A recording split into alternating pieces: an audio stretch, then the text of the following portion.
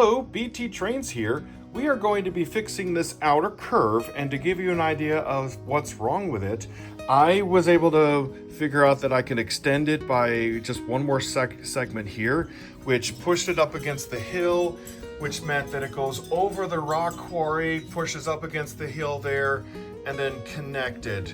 And I'm also noticing that when my DC engines go up this hill towards the back elevation of the table, they do it really slowly along this section here, and then they speed up once they get up there, indicating that the incline is off. And you can see where the original track bed was. So it means that I need to do some adjusting to make sure the incline is correct. So the reason we pulled up the original track and laid Kato down is because the original track that was laid on here was only 18 degrees, and 18 degrees is not enough to run some of the more modern things. So that's why I pulled everything up, laid this new track down. Kato is 22.5, but I am able to get a large radius along here, which meant I had to make some modifications of the table itself, which means I need to fill this in. The track lead I'm going to pull out, and once everything is in position, I'm going to drill it back. That track lead creates the zone that makes up this curve. And the biggest challenge with laying down new track meant that the bridges going over the road had to be changed, and that mountain over there, I needed to be able to go through the mountain and back out, as well as be able to go around the inner loop through this section here. So this section here, I really had to leave alone, but most of my modifications are going to be over here. And how am I going to get the foam put out there? Well, let's show you. We're going to use gaps and cracks. I've used this before to fill in some spots. So essentially we're going to put a piece of cardboard over this, put a weight on it, and use the spray to fill in under there. And I'm curious how it's going to look, because once that's done, then we can go over what I'm going to do to try to fix that incline that's coming from here all the way down to the bed, to the end down there. So I needed to figure out what the incline was. So I did some measuring from the bottom of the plywood up to this top layer here, and that got me the measurement of here, which is about 1.5 inches, and this becomes my 0.0. And that's important because I wanted to measure what the elevation is at the back of the table, and I was able to determine that the elevation is only 1 inch. So the trains elevate from here up to the back in 1 inch, which is amazing because the road also goes downward. So that also was something I had to measure out, because the road that goes down the middle of the table, it lowers to go under the bridge. This is about 1/2 inch of an incline from where it starts over there. When Grandpa built the table, he had this being the incline down the 1/2 inch, but it's from here that way that I noticed the engines were struggling. And it happened over on the other side too. So because I brought the track out a further degree, the front of the tracks comes a lot closer, which means the center had to be shifted. So let's get some wood on here, put some weights on it, and fill in this gap here. Well, so far so good. It's apparently going to take about 8 hours for the gap and cracks to seal. I did push it in here a little bit just to make sure it filled, because I wanted to seal underneath the wood up against the table. We need to wait 8 hours before picking this up, and then I can shave this, clean it up, do whatever I need to help it blend in, and I'm excited to see how this turned out. Whoa, this certainly did swell up. It expanded outward up onto here.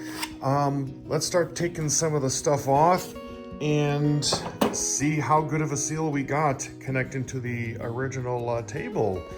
This turned out amazing. Let's pull some stuff off.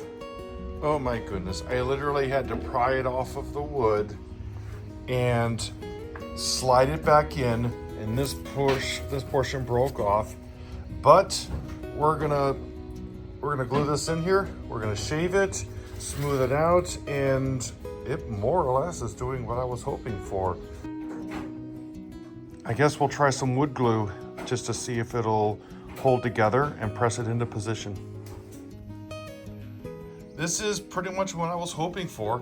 I was able to use the foam to extend out and have a place for the new track to lay on, since I extended my curves and I needed more space.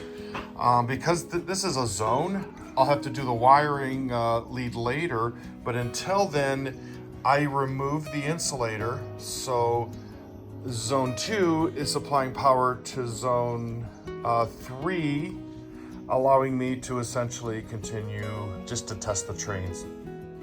What I'm going to try to do is I'm going to try to put these, I 3D printed them, they're going to go into the styrofoam straight down to the plywood level, and it should stick up, and it's going to stick up just enough to make the elevation correct. And I made them wide enough to make sure that I can get them situated. This particular one goes in the middle, so if this is my half an inch, then this section right here, actually about here in the middle, that should be where this one goes. And then I printed another one, which is the next step down, that should go about here. We're gonna take a drill, we're gonna go down so I'm not pushing into the foam, which would cause it to compact and not be what I want. So let me fire up my drill and see if this one works here, that one works here, and just see if that helps my elevation. And if I need to, I'll put some popsicle sticks in here just to keep it better level, and we're gonna see if this works at all. All right, again, just taking the drill. I don't wanna go through the plywood, but that's about how low it goes. Let's get the styrofoam out of there with the vacuum cleaner.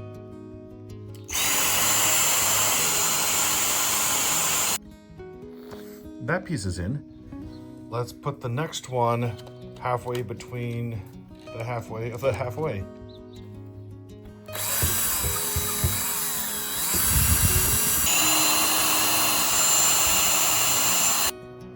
And we'll see if this works, to see if 0 degrees, or if that's the 0 start of the elevation, then I'll go to that piece, which means that it was built up a little bit there. I'm probably gonna need to put one there next to the house, but let's see how this works.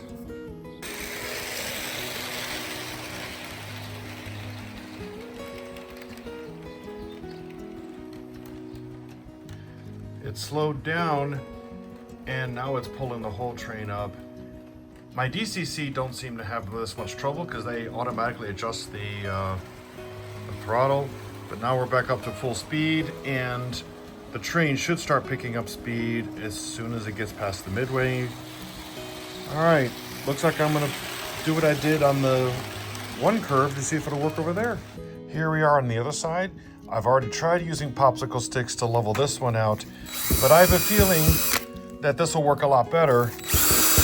And if I print more of them,